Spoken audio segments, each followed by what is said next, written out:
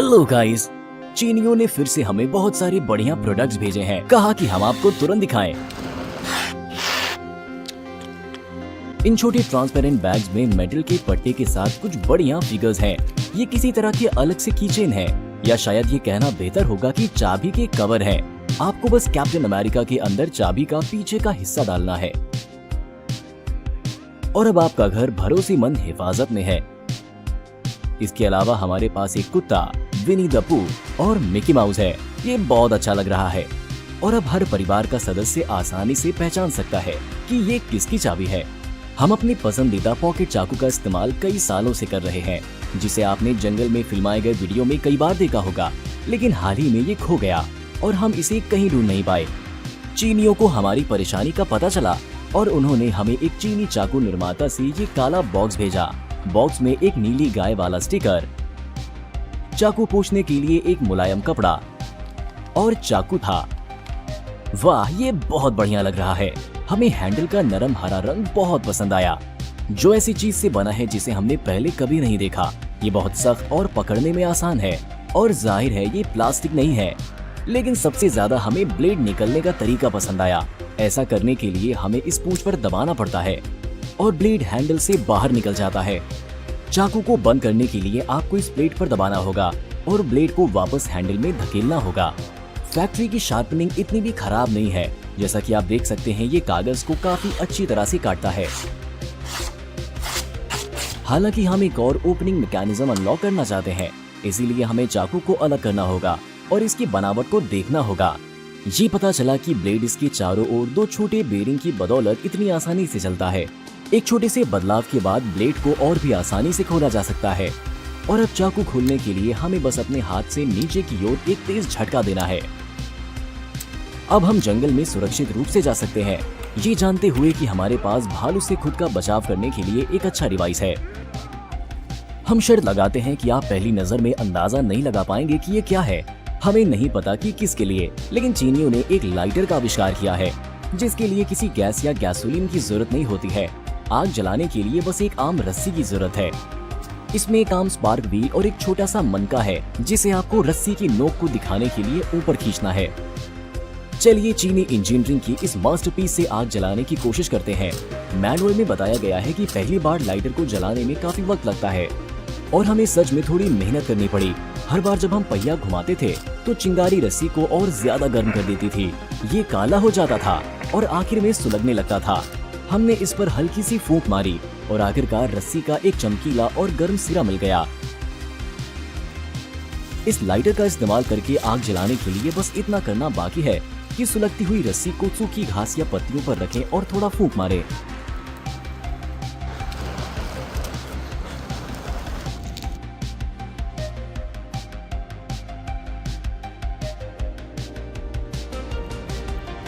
एक बार पहली बार जलने के बाद आप लाइटर के स्पार्क व्हील को सिर्फ एक बार घुमा सकते हैं, ताकि रस्सी का जला हुआ हिस्सा जब भी आपको जरूरत हो सुलग सके।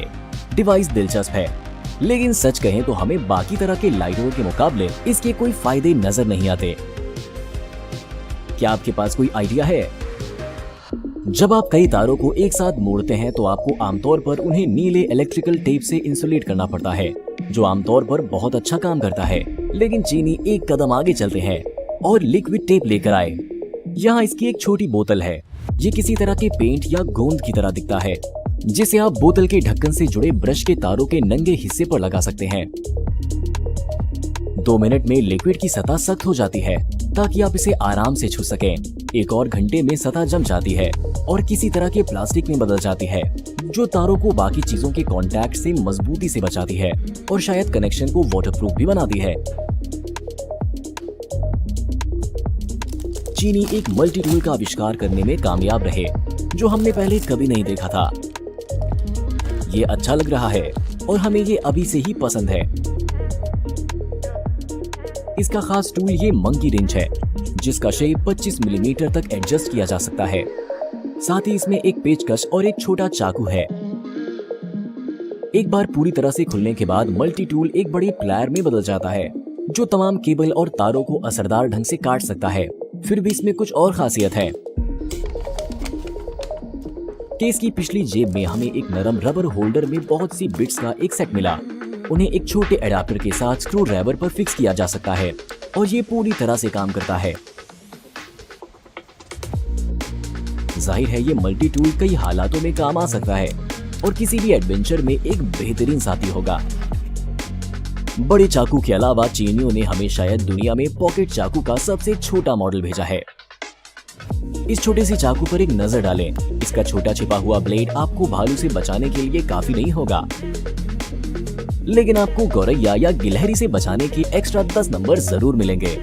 ये चाकू हर पार्सल और बॉक्स खोलने के लिए बहुत काम का है। इस प्यारे भालू की चाबी के कवर के साथ ये काफी क्रूर दिखाई देगा। हर बार जब हमें अपनी बाइक की चेन को लुब्रिकेट करना हो तो हम तेल की एक बोतल का इस्तेमाल करते हैं और इस तरह से हर लिंक पर एक बूंद टपकाते हैं, जो काफी थकाऊ और वक्त लेने वाला होता है। आखिर में चीनियों ने हमें एक खूबसूरत मेटल का डिब्बा भेजा जिसके अंदर एक गोल हरा गैजेट है। इसमें किसी चीज से बनी एक मोटी डिस्क होती है जिस पर हमें बाइक की चेन के लिए काफी तेल डालना होता है। शायद हमें इसे पूरी तरह से सोखना होता है। अब हम डिवाइस को चेन पर दबाते हैं और धीरे धीरे पेडल चलाते हैं। निकला हुआ तेल चेन पर लग जाता है और उसे चिकना कर देता है। चेन के दूसरी तरफ डिवाइस को दबाकर भी यही प्रोसेस दोहराई जा सकती है। सच बताएं तो मैनुअल एप्लीकेशन के मामले में तेल की खपत ज्यादा होती है क्योंकि चिकनाई का एक बड़ा हिस्सा सफेद डिस्क के छेदों के अंदर रहता है। तो क्या आप अंदाजा लगा सकते हैं कि ये अजीबोगरीब प्लेटें क्या है? ये हार्ड पेपर पर तरबूज के टुकड़ों की एक ड्राइंग की तरह लग रहा है। हालांकि असली जादू तब शुरू होता है जब आप इस पर थोड़ा पानी डालते हैं। कुछ सेकंड के भीतर प्लेट का शेप कई गुना बढ़ जाता है और ये असली स्पंज में बदल जाता है। ये पहले से कहीं ज्यादा बड़ा हो गया। हमें नहीं पता कि स्पंज को इतने छोटे शेप में कैसे दबाते और रखते हैं, लेकिन ये काम करता है। ये स्पंज सफर या कैंपिंग के दौरान काम आ सकता है।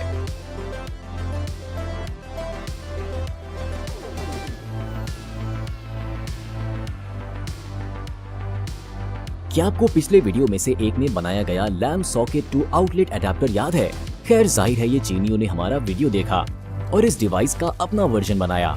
आपको बस इतना करना है कि किसी भी लैम्प से बल्ब को ऐसी जगह से हटाना है जहां कोई आउटलेट ना हो और अडेप्टर को पेंच करना है।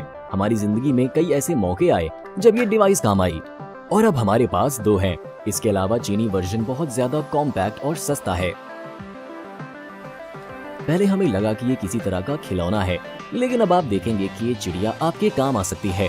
चलिए इस डिब्बे को खोलें और डालें बैटरी नहीं बल्कि कई दर्जन टूथपिक्स।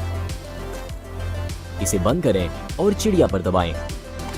ये जादू है। चलिए इसे स्लोमो में देखें। जब चिड़िया झुकती है तो टूथपिक होल्डर बॉक्स से बाहर निकलता है। चिड़िया इसे अपनी चोंच से पकड़ती है और आपको देती है। ये उन लोगों के लिए एक अच्छा तोहफा है जिनके दांतों में अक्सर खाना फंस जाता है। जब हमें मेटल में छेद करना होता है तो हम एक मेटल ड्रिल बिट लेते हैं और चिकने किनारों वाले छेद बनाते हैं। चीनियों ने थ्रेडिंग टैब के साथ उन्हें जोड़कर आम ड्रिल बिट को अपग्रेड कर दिया है। हेक्सागोनल शैंक की वजह से ये स्क्रू ड्राइवर में पूरी तरह से फिक्स हो जाते हैं और फिसलते नहीं हैं। ड्रिल बिट की नोक इतनी तेज नहीं थी और इसमें अंदर जाना आसान होगा, लेकिन एक बार प्लेट ड्रिल हो जाने के बाद तेज धार वाला टैप काम आता है और थ्रेड को काट देता है। अब हम इसमें एक आम गोल्ड पेंच कर सकते हैं और इस तरह से कुछ ठीक कर सकते हैं। जैसा कि आप देख सकते हैं हमने सिर्फ एक जादुई ड्रिल बिट से सब कुछ किया है। जब हमने अगला पैकेज खोला तो हम समझ नहीं पाए कि चीनियों ने हमें किस तरह का स्पेसशिप भेजा है। इसमें एक हल्का लेकिन ठोस शरीर और पतले लचीले पंख शामिल थे। हमें लगा कि ये उड़ान वाला है, लेकिन ये उड़ने में उतना अच्छा नहीं था। आखिरकार हमें ये पता चला कि ये चीज उड़ती तो है, लेकिन हवा में नहीं।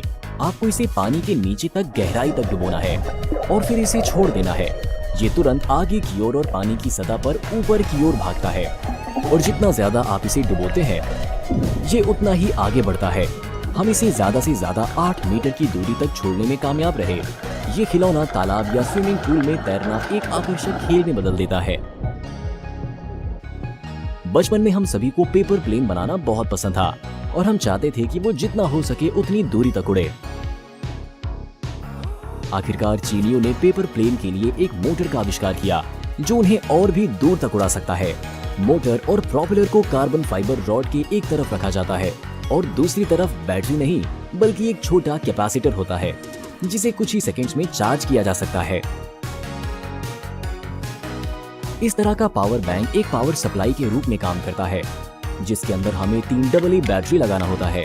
केस के बाहरी हिस्से पर आप 2 टर्मिनल देख सकते हैं, जिन्हें कैपेसिटर के टर्मिनलों पर लगाना होता है, जिसके बाद ये तुरंत ऊर्जा जमा करना शुरू कर देता है और इसे मोटर में ट्रांसफर कर देता है। जाहिर है हमें एक पेपर प्लेन की जरूरत है और हमारा ध्यान रखने वाले निर्माता ने हमें एक खास रंगीन पेपर दिया है जिस पर लाइनें बनी हैं, जिसके मुताबिक इसे मोड़ना चाहिए। इस तरह हमने इतना खूबसूरत हवाई जहाज बनाया। अब मोटर और कैपेसिटर को जोड़ने का वक्त आ गया है। चलिए इसे चालू करते हैं और जैसे ही चार्ज अपने चरम पर पहुंचता है, हम जहाज को लॉन्च करने के लिए तैयार हैं। बदकिस्मती से जहाज बहुत खराब तरीके से उड़ता है और लगभग तुरंत ही लैंड हो जाता है। हमने इसे और भी लंबे वक्त तक चार्ज करने की कोशिश की, लेकिन सबसे ज्यादा ये इतनी ही देर उड़ने में कामयाब रहा। बाद में हमने एक और कागज का जहाज बनाया और पंखों को एडजस्ट करने की कोशिश की, लेकिन हम अभी भी लंबी उड़ान नहीं पा सकते। हमें यकीन नहीं होता कि चीनियों ने हमें धोखा दिया। वैसे ज्यादा उम्मीद है कि हमने कुछ गलत किया होगा। हमें उम्मीद है कि आप में से कुछ ने हमारी गलतियों को नोटिस किया होगा और उन्हें ठीक करने के तरीके के बारे में अपनी राय हमें कमेंट्स में बताएंगे। उम्मीद है कि अगली वीडियो में से किसी एक में हम दिखा पाएंगे कि ये कितनी शानदार उड़ान भर सकता है।